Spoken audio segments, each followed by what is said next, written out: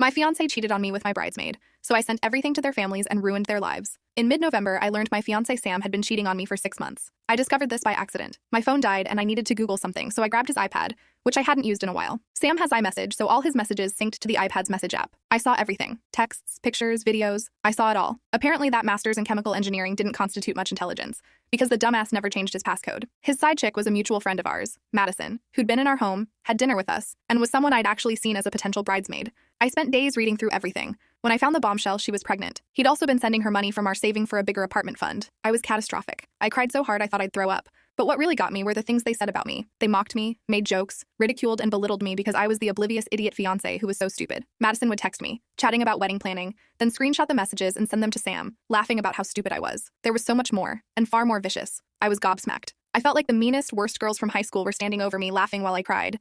But I was more confused than anything. Who the hell was this person pretending to be my Sam? Now I realize I'd only seen one side of him for 3 years. Madison had actively been pushing Sam to dump me, and suggested the day after Christmas, after we'd returned home from seeing his family. When I read that particular message, something inside me snapped. I've been snickered at my whole life for being the poor kid in a wealthy school, for being a fat kid and teenager, for being an ugly duckling, for always having older out-of-date things, for being quiet, for being an unphotogenic teenager. School kids are their own category of vicious. But growing up with all that gives you a core of steel, and anyone who tries to punch it will break their hand. I was not going to be humiliated. Not again, and not like this. So I thought ahead. Sam had been out of town when I discovered the messages, so I have a few days to pull myself together. I don't know what to do. Major update. For the last month and a half, I pretended everything was fine, at which I'm alarmingly good. Soon my feelings toward him hardened until my initial devastation was gone and replaced by nothing. I'd wait until I was alone to read through his iPad, always putting it back in the same position in his bottom drawer. He never suspected anything, and still never changed his passcode. I collected the most telling evidence, the most explicit messages, the most vicious ones towards me, the ones mentioning the money, the ultrasound photos. I sent them all to myself, then covered my tracks. Christmas comes. We arrived at his parents' house on Christmas morning with plans to spend the night. I spent the day watching that cheating, mocking, money-laundering scumbag have a lovely Christmas. He kissed me goodnight and whispered in my ear how much he loved me. Bastard. The next morning, before we all sat down for breakfast,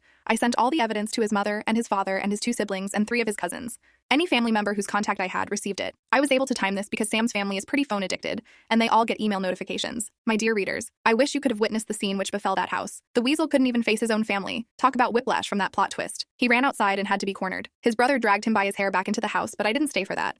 I'd insisted we take my car, so I said my goodbyes to his family, reassured them this wasn't their fault, thanked them for everything, and left. That was 6 days ago. I changed the lock on our apartment, sold the ring, put all his things in trash bags, and put them outside the gate to our apartment complex, with the iPad on top. Luckily for him, no one took anything. He's currently staying with a friend, as none of his family in town will speak to him, and he can't afford a hotel indefinitely. And don't worry about Madison. I didn't forget about her. I sent everything to her mother, with whom she still lives.